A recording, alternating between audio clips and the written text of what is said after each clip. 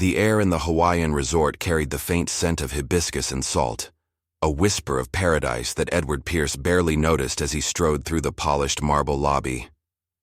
At 59, he was a man carved from discipline. Sharp suit.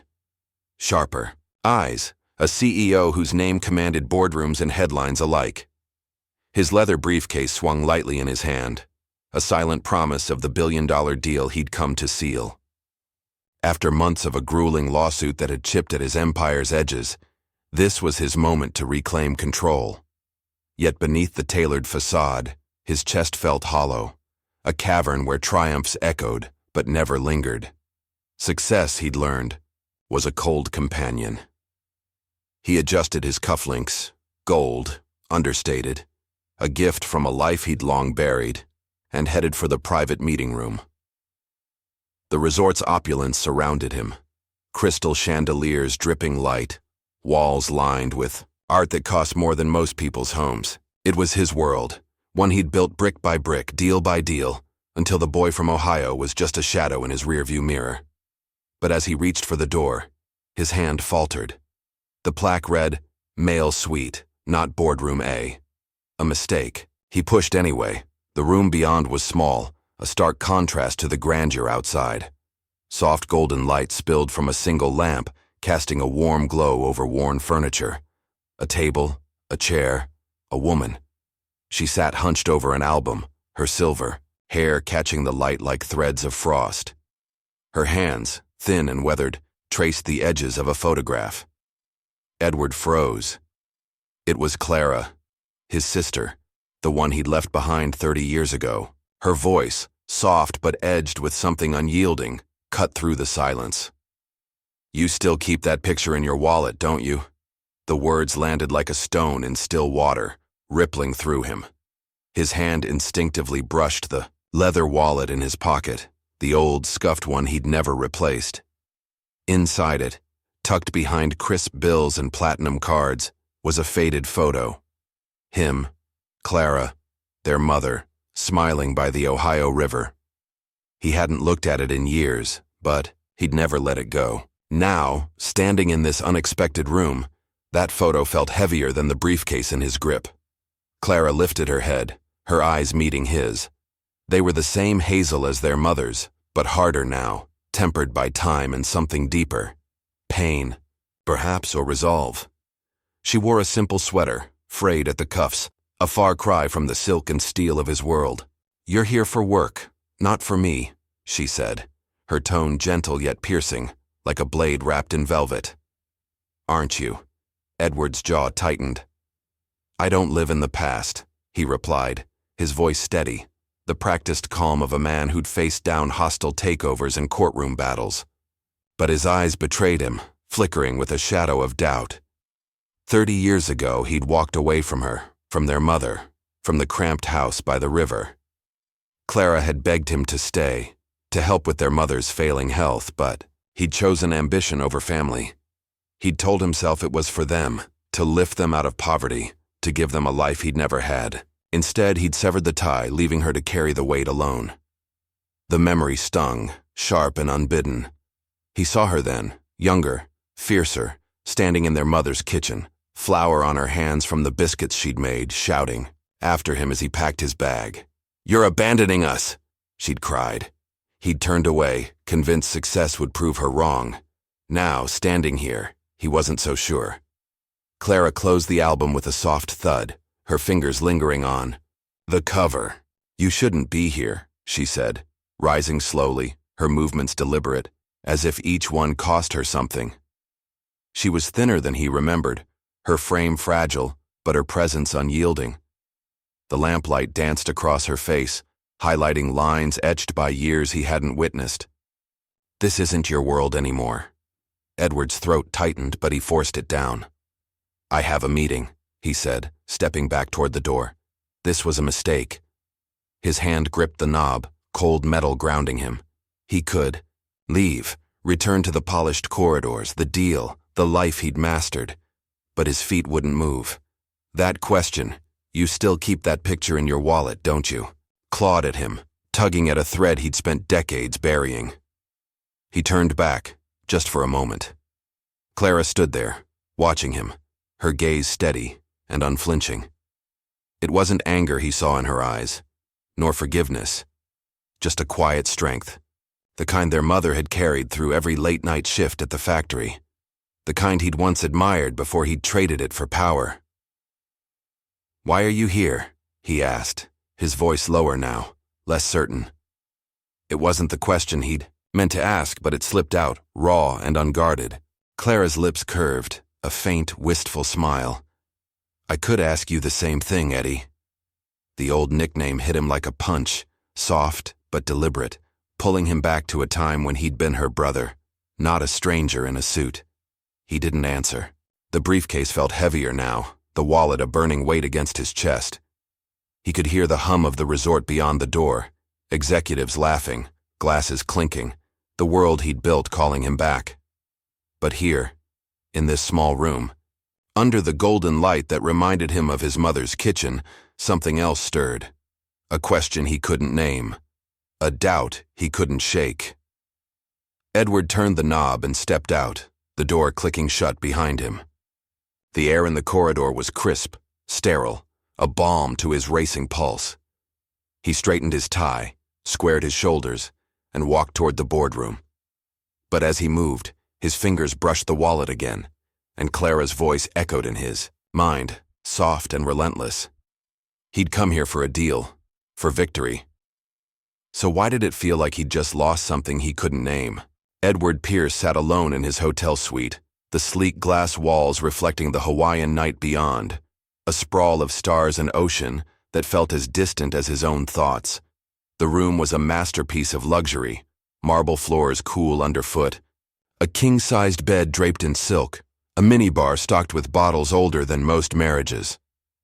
It was the kind of place he'd fought to belong in, a far cry from the creaking wooden house by the Ohio River where he'd started. Yet tonight, the silence pressed against him, heavy and accusing, as if the walls themselves knew something he didn't. He set his briefcase on the desk, the leather creaking faintly, and pulled out his wallet. Not the slim designer one he flashed, at galas, but the old scuffed one he'd carried since his 20s. His fingers hesitated, then flipped it open. There it was, the photograph. Faded at the edges, creased from years of neglect, it showed 3 faces, him at 20, all sharp, jaw and sharper dreams. Clara, 16, her smile wide and unguarded. Their mother, Evelyn, her eyes tired but warm, standing by the riverbank. The Ohio flowed behind them, a muddy ribbon that had once been his whole world. He hadn't meant to keep it. He'd told himself 100 times to throw it away, to let go of the boy who'd fished in that river, who'd promised his little sister he'd always be there. But every time he tried, his hand faltered, as if the photo held some piece of him he couldn't name. Now, after seeing Clara in that room, it felt like a weight he couldn't shake, a relic of a life he'd buried under skyscrapers and stock options. The memory came unbidden, sharp as a blade. He was 29, standing in their mother's kitchen, the air thick with the scent of burnt coffee and Clara's biscuits. She'd been kneading dough, her hands dusted with flour, when he'd told her he was leaving. "New York," he'd said, his voice firm, his suitcase already packed. "It's my chance, Clara. I'll make something of myself, for us." She'd stopped, her hands still, and looked at him with those hazel eyes. "Mom's sick, Eddie," she'd said. "She needs us. You're abandoning her. Us." He'd turned away, his jaw set. "I'm not abandoning anyone. I'll send money. You'll see. This is how we survive." But Clara had stepped closer, her voice rising. "Money won't keep her alive. She needs you here, not your damn checks." He'd left anyway, the screen door slamming behind him, her shouts fading into the hum of the river. That was the last time he'd seen her, until today. Edward's fingers tightened around the wallet, the leather creaking under his grip. He'd been right, hadn't he? He'd built an empire, turned their name into something people respected. Pierce Energy powered cities, employed thousands. He'd sent checks, big ones, every month, enough to buy that crumbling house 10 times over. So why did Clara's words still echo, 30 years later, like a judgment he couldn't outrun? knock broke the silence. His assistant Lauren stepped in, her tablet glowing with updates. "Sir, the meeting's set for 8 tomorrow, but there's something else." She hesitated, her usual efficiency faltering. "The lawsuit. It's getting worse. The press is digging. There's a rumor the plaintiff might be family. Someone close." Edward's pulse quickened, but his face remained a mask. "Family," he repeated, his voice low, controlled. "That's nonsense. It's Holt, Richard Holt. He's been after me for years." Lauren nodded, unconvinced, but didn't press. "Just thought you should know," she said, then slipped out, leaving him alone again. Richard Holt. The name tasted bitter, a rival who'd once been a friend, until Edward outmaneuvered him in a deal 2 decades ago, leaving Holt's company in ruins. It had to be him behind this lawsuit, stirring the pot, waiting for Edward to crack. Family? Impossible. He'd cut those ties long ago. Clara wouldn't. She couldn't. Would she? He stood crossing to the window. The ocean stretched endless and black, a mirror to the thoughts swirling in his head. Clara's face flashed before him. Older now, but still carrying that quiet fire. She'd stayed with their mother, chosen duty over ambition, while he'd run toward power. He'd told himself it was strength, not cowardice, that drove him away, that he'd done it for them. But staring at the photo now, he wasn't so sure. The river came back to him, uninvited. Summer nights when he'd carried Clara on his shoulders, her laughter ringing as they waded in the shallows. Winter mornings when their mother bundled them in scarves, her hands rough from factory work, singing hymns to keep them warm. He'd been her protector once, her big brother. "You'll always look out for me, right, Eddie?" Clara had asked, her voice small under the stars. Always, he'd promised. He hadn't. He'd walked away, built a life where promises like that didn't fit. The checks were his penance, proof he hadn't forgotten. But seeing Clara today, her question about the photo, it wasn't just a question. It was a challenge. A crack in the armor he'd worn so long he'd forgotten. It could break. Edward closed the wallet, slipping it back into his pocket. He needed to focus. On the deal. On Holt. On winning this fight. But as he turned from the window, his hand lingered on the wallet's edge, the photo's weight pressing against his chest. Lauren's words lingered too. Someone close. He shook it off, his jaw tightening. He didn't live in the past. He couldn't. Yet as he lay in the silk sheets that night, sleep eluded him. The river's hum filled his ears, soft and relentless, pulling him back to a boy he'd left behind. And somewhere in the dark, Clara's voice whispered again. "You still keep that picture in your wallet, don't you?" It wasn't just a photo, he realized. It was a question he'd spent 30 years avoiding, and one he wasn't sure he could answer. Edward Pierce stood outside the small room at the resort again, the golden light seeping through the crack beneath the door like a lifeline he wasn't sure he wanted to grasp. The polished corridors of the male suite felt a world away now, their sterile gleam replaced by the faint hum of memory that pulled him back. His hand hovered over the knob, steady as ever in boardrooms but trembling here, where the stakes weren't, measured in dollars but in something heavier, something he'd spent 30 years avoiding. He'd told himself he wouldn't return, that Clara's words were a fluke, a ghost he could outrun. But the photo in his wallet burned against his chest, and he pushed the door open. Clara was still there, sitting at the table, the album open, before her. The lamplight bathed her in a soft glow, turning her silver hair into a halo, but her hands, those thin, weathered hands, clutched the edges of the book with a strength that belied her frail frame. She didn't look up right away, just traced a finger over a photo Edward couldn't see. The silence stretched, thick and unbroken, until she spoke, her voice low but piercing. "You came back." He stepped inside, letting the door click shut. Behind him, the room smelled faintly of dust and lavender, a scent that tugged at him. His mother's scent, from the soap she'd used after long shifts at the factory. "I had to," he said, his tone clipped, controlled. the voice of a man who'd mastered every negotiation but this one. "What you said yesterday, it's been on my mind." Clara's eyes lifted then, hazel and steady, cutting through the armor he'd worn so long it felt like skin. "Good," she said simply, then turned a page in the album. "Sit down, Eddie. There's something you need to hear." He didn't move at first, his pride anchoring him to the spot. But her use of Eddie, soft, deliberate, a name from a life he'd buried, unmoored him. He pulled out the chair across from her, the wood creaking under his weight, and sat. The table between them was small, scratched, a far cry from the mahogany desks he ruled over. Up close, he saw the lines on her face, the wear of years he hadn't shared.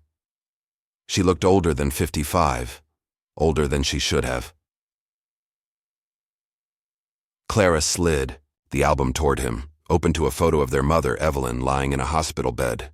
Her face was gaunt, her smile faint but real, her hand clutching a knitted sweater Edward recognized instantly, the one she'd made for him when he'd left for New York, blue wool with uneven stitches. "She died 10 years ago," Clara said, her voice steady but threaded with something raw. "Alone in that bed. She kept calling your name, Eddie, every night until the end." The words hit him like a quiet thunderclap, reverberating through the steel he'd built around himself. He stared at the photo, at the sweater, and saw his mother's hands, rough, loving, knitting it by the river, humming a hymn as he packed his dreams into a suitcase. "I didn't know," he said, his voice breaking, a crack in the facade he couldn't mend. "I sent money. Every month. I thought—" "You thought money was enough?" Clara interrupted, her eyes flashing, red at the edges. She leaned forward, her hands gripping the table. "I went to your office once, Eddie, 5 years before she died. I stood outside that glass tower of yours, holding this sweater, begging to see you. Your security threw me out, said I didn't have an appointment. I wasn't worth your time." Edward's breath caught, a sharp, involuntary gasp. He saw it now, Clara in her worn coat, clutching that sweater, her face pressed against the cold reality of his world. He'd been in a meeting that day probably, or on a jet to London, too busy to notice the sister he'd left behind. "I didn't know," he repeated, weaker this time, his hands clenching into fists. "I sent enough to—" "Stop it," she snapped, her voice rising but never breaking. "Mom didn't need your money. She needed you. She kept that sweater by her bed, talked to it like it was you. She thought you'd come back, Eddie. She died waiting." The room spun, the golden light blurring as Edward's chest tightened. He saw his mother's face, tired, hopeful, calling for him in a sterile hospital room, her voice lost to the hum of machines. He'd built an empire to escape that life, to prove he was more than the boy by the river. But now, staring at Clara, at the sweater in the photo, he felt smaller than he'd ever been. His honor, his self-respect, the things he'd tied to wealth and power, crumbled under the weight of her words. Clara reached into her bag, pulling out an envelope, yellowed and unopened. "She wrote this for you," she said, sliding it across the table. "Her last letter. I kept it, hoping you'd care enough to read it someday." Her voice softened, but her gaze held firm. "You think money buys dignity, Eddie? It doesn't. It buys silence, not forgiveness." He took the letter, his fingers brushing the paper as if it might burn him. The weight of it was unbearable. Not the paper itself, but the years it carried, the love he'd ignored. "Clara, he started, but the words died in his throat. What could he say? That he'd meant well? That he'd thought success would heal them? She stood, closing the album with a soft thud. "Read it," she said, her tone final. "Or don't. But don't tell me you didn't know." She walked to the door, pausing with her hand on the knob. "You're not the only one who lost her, Eddie. But you're the only one who chose to." The door clicked shut behind her, leaving Edward alone with the letter and the photo on the table. His hands shook as he stared at the sweater in the image, its blue threads a lifeline to a mother he'd failed, the empire he'd built, the honor he'd chased. It all felt hollow now, a lie he'd told himself to sleep at night, and for the first time in 30 years, Edward Pierce didn't know how to fix it. Edward Pierce sat in the dim glow of his hotel suite, the letter from his mother resting on the glass desk like a relic from a life he'd tried to erase. The room was a fortress of luxury, floor-to-ceiling windows framing the Hawaiian night, a bottle of aged scotch glinting in the corner, the air cool and sterile from the hum of the climate control. It was the kind of place where deals were sealed, where power felt tangible. But tonight it was a cage, and the letter was the key he wasn't sure he wanted to turn. His fingers brushed the envelope, yellowed and fragile, the edges worn from years in Clara's care. Her words from the small room echoed in his skull. She died waiting, each syllable a hammer against the pride he'd forged over decades. He'd walked out of that room an hour ago, his suit still crisp, his stride still steady, but inside, something had cracked. The photo in his wallet pressed against his chest, a silent witness to the man he'd been and the one he'd become. He picked up the letter, his hands steady now, the discipline of a CEO overriding the tremor he'd felt earlier. His mother's handwriting stared back at him, slanted and faint, the ink faded but unmistakable. To Eddie it read, simple and intimate, a name no one had called him in 30 years, except Clara. He slit the envelope with a letter opener, the sound sharp in the silence, and unfolded the single page inside. "My dearest Eddie," she began, "I don't know if you'll ever read this, but I have to write it anyway. I'm proud of you, son. Proud of the man you've become, the way you've built something out of nothing. But I worry too. I worry you're alone up there in your towers, that you've forgotten what matters. I'm not well, Eddie. The doctors say it's my heart, but I think it's more than that. It's the years without you. Clara's here, taking care of me, but she shouldn't have to do it alone. Come home, son. Not for me. I've made my peace, but for her. Don't let her carry this by herself. I forgive you, Eddie, for leaving, but can you forgive yourself? Love, Mom." The words blurred as Edward's eyes stung, a rare heat he hadn't felt since he was a boy by the river. He saw her writing this, propped up in that hospital bed, her hands trembling, the sweater he'd worn once clutched close. She'd forgiven him, even as he'd turned his back, even as he'd sent checks instead of himself. The realization cut deeper than Clara's anger, a quiet wound that bled regret. He set the letter down, his fingers lingering on the paper, and leaned back in the chair. The room's luxury mocked him now, the scotch he'd never touch, the view he'd paid for, but couldn't see through the haze of his thoughts. He'd built this life to escape the river, to prove he could rise above the factory shifts and the patched-up roof. He'd told himself every deal, every dollar, was for them, for his mother, for Clara. But the letter told a different story. He'd run, not risen, and they'd paid the price. A sharp buzz broke the stillness, his phone vibrating on the desk. He glanced at the screen. Lauren, his assistant. He answered, his voice a mask of calm. "What is it?" "Sir," she said, her tone clipped, urgent. "The press. They've got something new. It's everywhere online. CEO Pierce abandoned dying mother. They're saying the lawsuit's tied to it. Someone's feeding them details. It's bad." Edward's grip tightened on the phone, but his face remained stone. "Details?" he asked, his mind racing. "What kind?" "They've got dates, hospital records. It's personal, sir. Someone who knows you." Lauren paused, then added, "The board's asking questions. We need a response." "Handle it," he said, his voice low, final. "I'll deal with it tomorrow." He hung up before she could argue, the phone clattering onto the desk. The press. The board. The empire he'd built was teetering, and for what? A mother who'd died calling his name? A sister who'd begged for him and been turned away? He stood crossing to the window. The ocean stretched black and endless below, a void that mirrored the one inside him. The headlines would shred his reputation. Edward Pierce, the titan who'd left his family to rot. He could see the articles already, the talking heads dissecting his life like vultures. But worse than the public shame was the private truth. They weren't wrong. The river came back to him then, unbidden. His mother's voice, soft and worn, singing Amazing Grace as she scrubbed dishes, her hands red from the cold water. "You're my strong boy Eddie," she'd say, smiling through the exhaustion. He'd believed her, believed he could be strong enough to lift them all, but strength had turned to steel, and steel had no room for hymns. "I'm not a monster," he whispered to the glass, his breath fogging the pain. But the words felt hollow, a defense against a jury that wasn't there. He'd sent money, thousands, then millions, thinking it was enough. He'd told himself he was protecting them by staying away, sparing them the chaos of his climb. But the letter, the sweater, Clara's red-rimmed eyes, they told him otherwise. He turned back to the desk, picking up the letter again.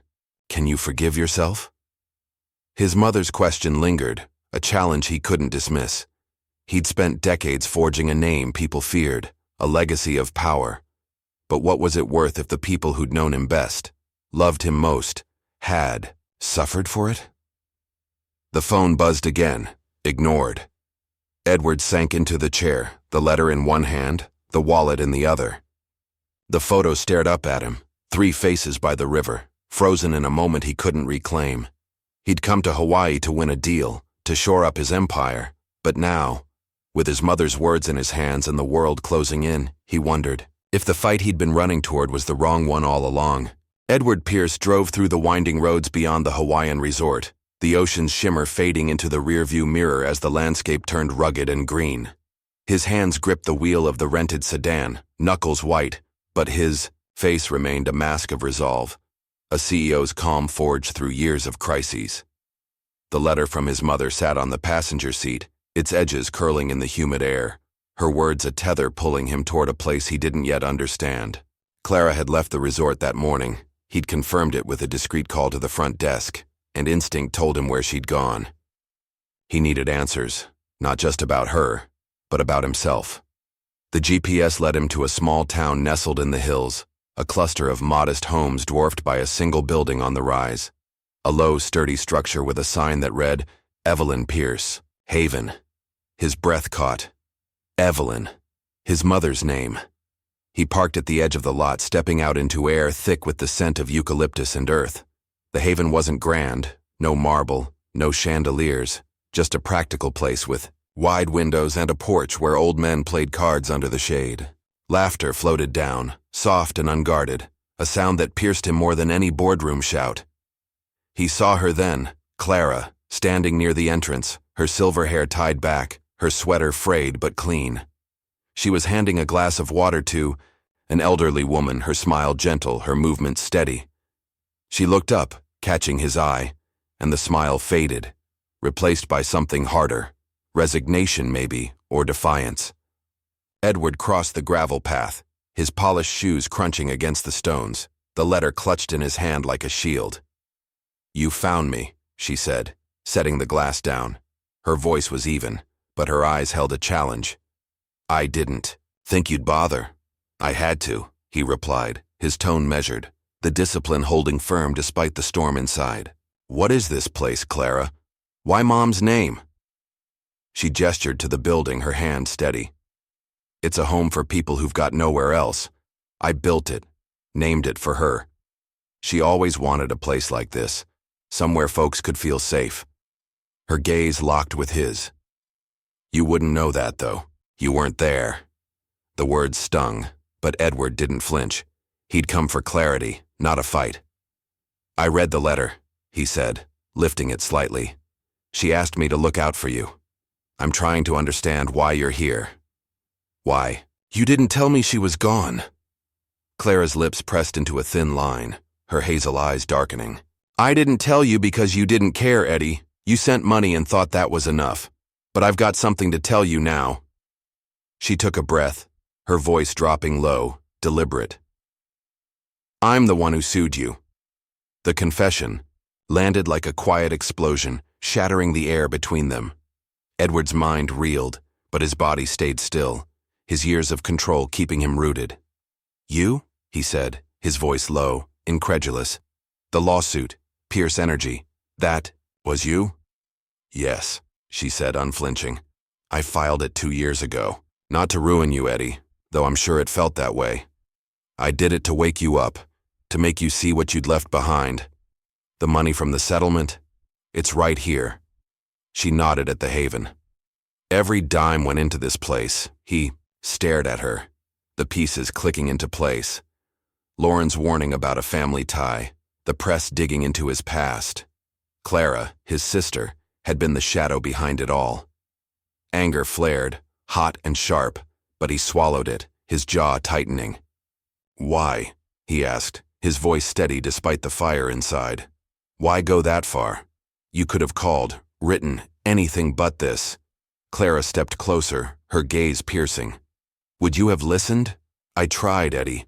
I came to your office with Mom's sweater, and you let them throw me out. I wrote letters you never opened. This," she gestured to the haven, "was the only way to get through that wall you've built.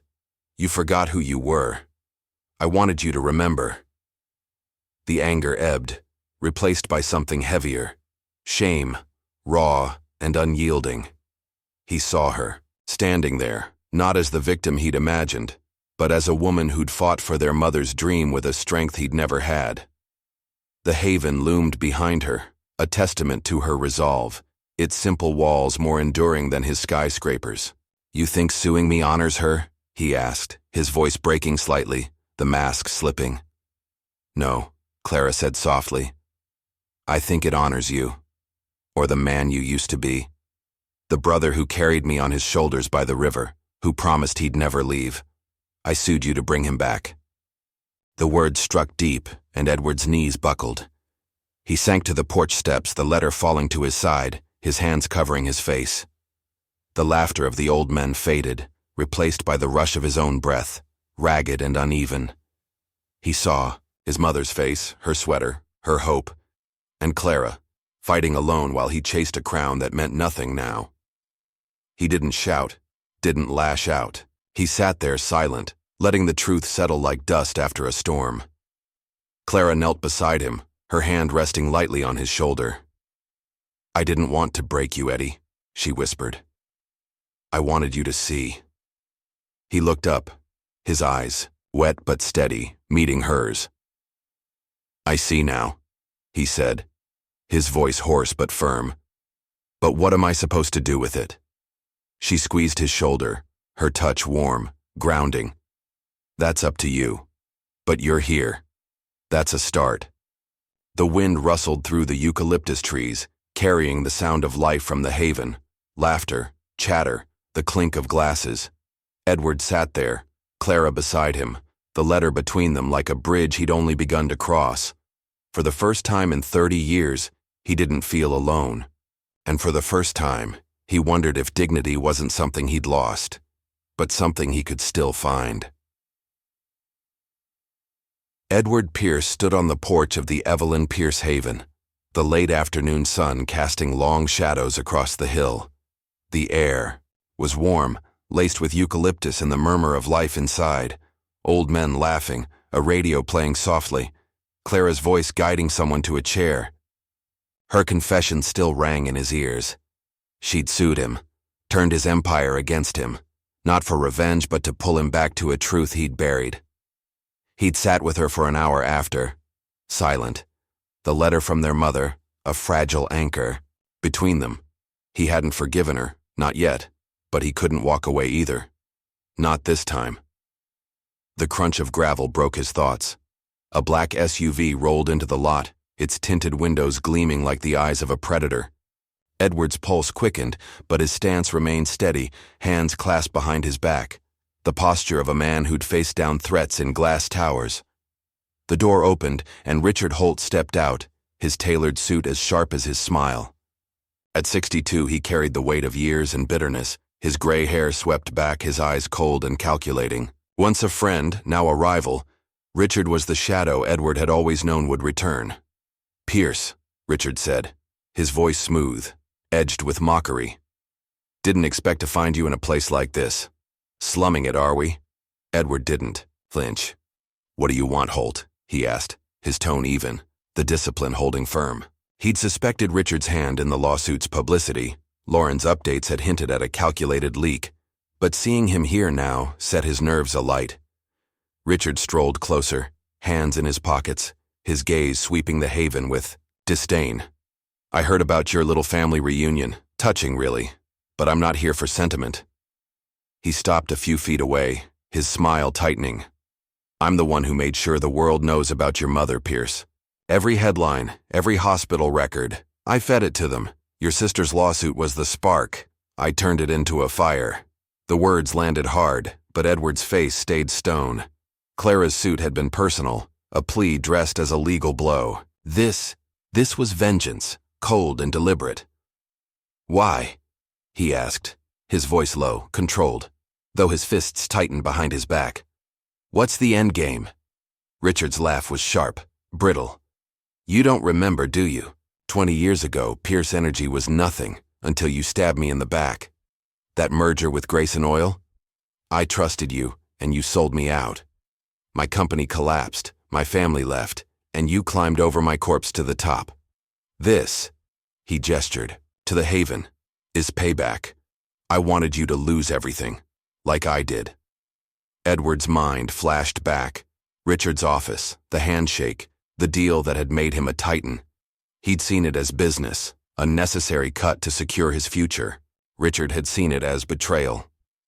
That was survival, Edward said, his voice firm but not raised. I didn't set out to ruin you. Didn't you? Richard snapped, stepping closer, his calm cracking. You took my life, Pierce. Now I'm taking yours, your company, your name. The press is just the start. The board's next. He paused, his eyes narrowing. But there's more. Your mother. She begged me to help you. Edward froze, the air thickening around him. What? He whispered, the words slipping out before he could stop it. Richard's smile returned, crueler now. She tracked me down years ago when I was still licking my wounds. Showed up at my door with that damn sweater of yours, half dead herself. Said she'd heard we were friends once. Asked me to bring her Eddie back. I promised her I would, just not the way she meant.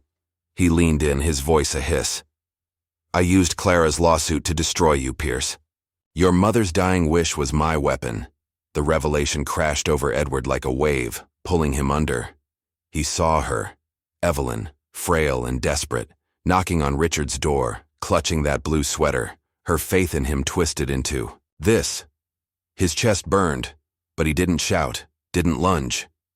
He stood there, breathing slow, his hands unclenching as years of control held him steady. You used her, he said, his voice quiet, steel beneath the calm. You took her hope and made it a knife. Call it justice, Richard shot back. You'll lose Pierce Energy. The board's already circling. I'll watch you fall, just like I did. Edward met his gaze, unflinching. The anger was there, a fire under his skin, but he didn't let it rule him. He thought of Clara inside, building this haven with the ashes of her fight, of his mother, believing in him even as she faded. Richard wanted a reaction, rage, desperation, something to prove he'd won. Edward wouldn't give it to him. I don't need the company to live, he said, his voice steady, resonant. I need my family. You can't take that. Richard's smirk faltered just for a second, but he recovered fast. We'll see, he said, turning back to the SUV. Enjoy your little sanctuary, Pierce. It won't last. The door slammed. The engine roared, and he was gone, leaving dust swirling in his wake. Edward stood there, the wind tugging at his suit, the Haven's laughter filtering through the silence. Richard's words clawed at him, his mother's plea, twisted into vengeance, a betrayal deeper than any merger. But he didn't crumble.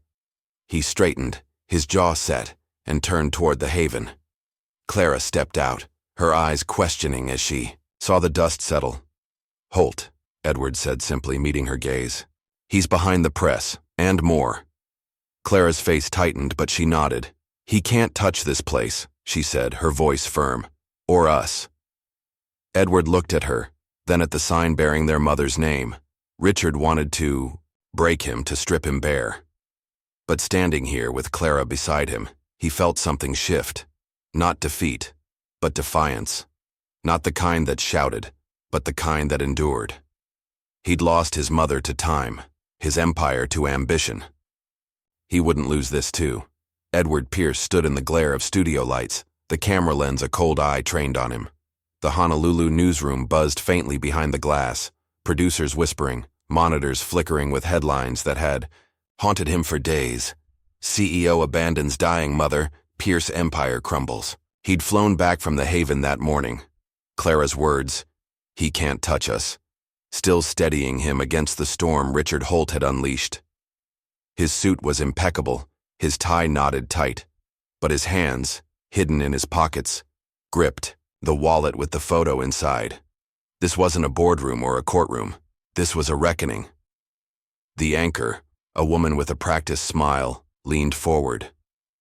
"Mr. Pierce, the allegations are serious.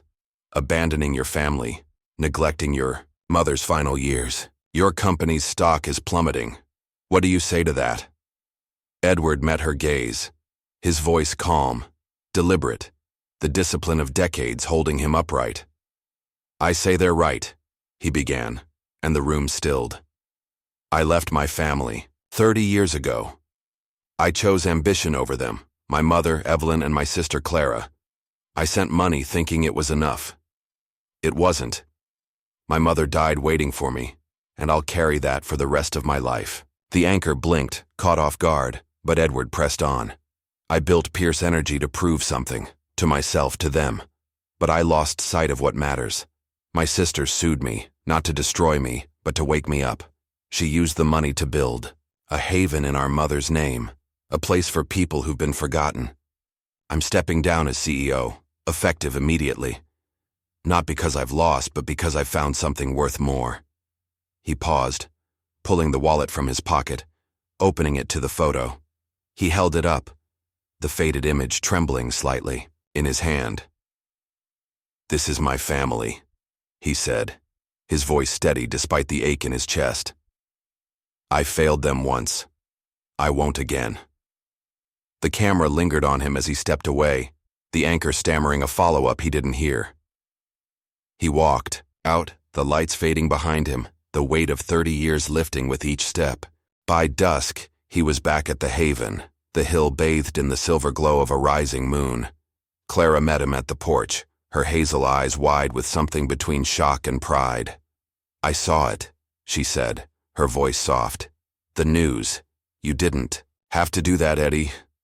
"Yes, I did," he replied, his tone firm but warm. "It's not about the company anymore. It's about us. About her." He nodded toward the sign. Evelyn Pierce Haven, its letters catching the moonlight. Clara hesitated, then led him down a path behind the building, her steps slow but sure. They stopped at a small clearing, a single headstone nestled among the trees. Evelyn Pierce, beloved mother. The air was cool, the wind whispering through the leaves, and Edward felt his throat tighten. Clara knelt, brushing dirt from the stone, then pulled the album from her bag, the same one from the resort. She opened it to the last page, revealing a photo he hadn't seen.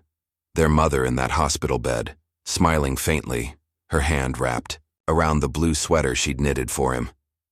She kept it with her, Clara said, her voice trembling but strong.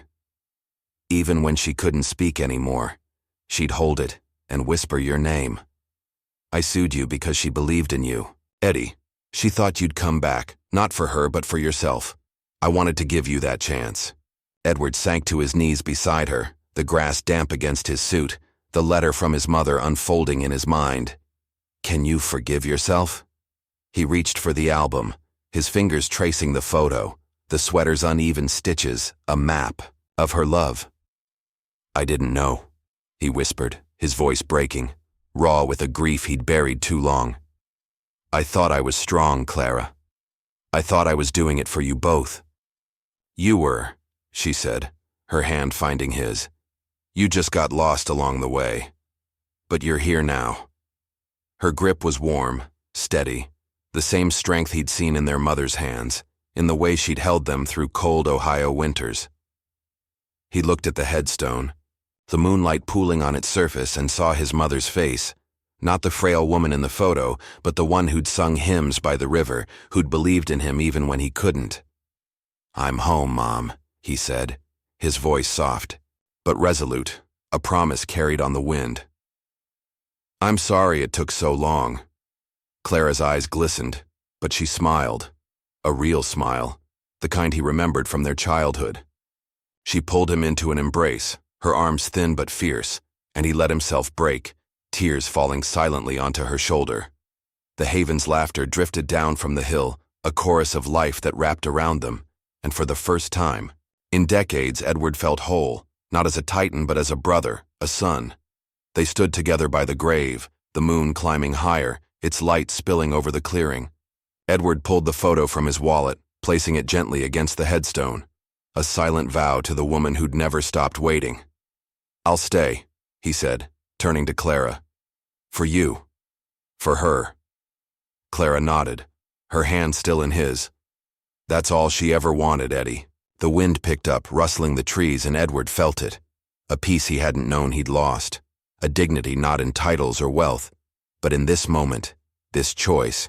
Richard could take the company, the headlines could howl, but here, under the moonlit sky, he'd reclaimed something no one could touch. He'd failed his mother once, but he wouldn't fail Clara again. And in that quiet resolve, he found the man he'd always meant to be. 6 months had passed since Edward Pierce stepped away from Pierce Energy, and the hill above the small Hawaiian town had become his world. The Evelyn Pierce Haven stood steady against the morning light, its white walls glowing as the sun climbed over the trees. He sat on the porch, a toolbox at his feet, a broken chair in his hands.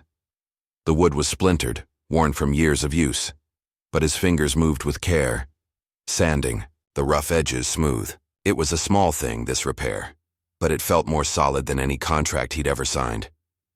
Inside, the Haven hummed with life. Clara's voice drifted out, firm but warm, directing a volunteer to stack blankets in the storage room.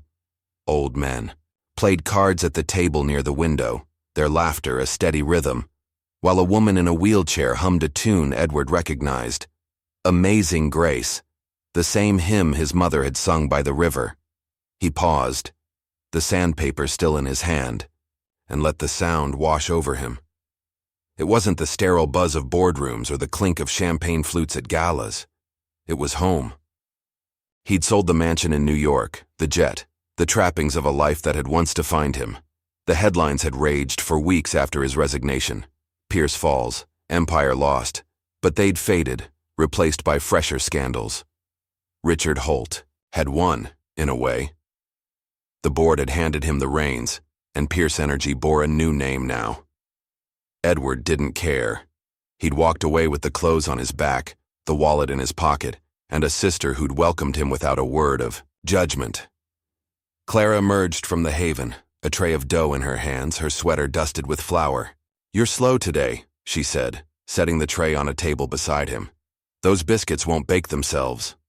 Her tone was teasing, but her eyes held a softness he'd missed for decades. He smiled, a real smile, not the practiced, one he'd worn for cameras. "I'm better with chairs than ovens," he said, rising to follow her inside. The kitchen was small, its counters scratched and stained, but the air soon filled with the scent of biscuits baking, a memory so vivid it brought his mother's face to mind. Clara handed him a rolling pin, and they worked side by side, the dough yielding under their hands. It was a quiet dance, this routine they'd built, him fixing what broke, her feeding those who stayed. Simple, steady, real. "Folks are talking," Clara said after a while, her voice casual but deliberate. "They saw you on TV giving it all up. Some call it crazy, others say it's brave." Edward shrugged, dusting flour from his fingers. "Let them talk. I'm not here for their opinions." He met her gaze, his voice softening. "I'm here for you. And her." Clara nodded, her eyes glistening briefly before she turned back to the oven. She didn't need to say it.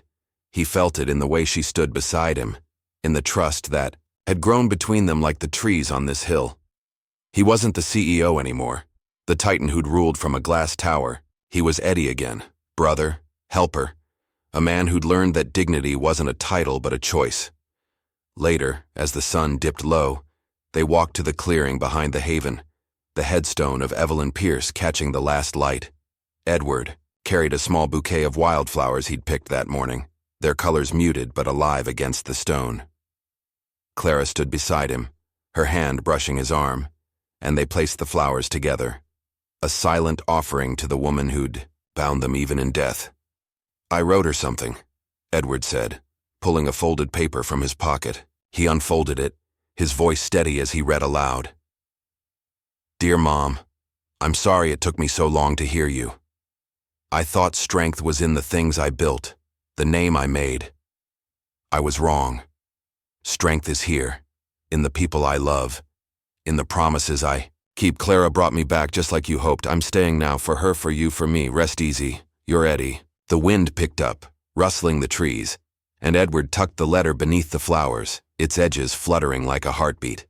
He looked at Clara, her face serene under the fading light, and felt the weight of 30 years dissolve.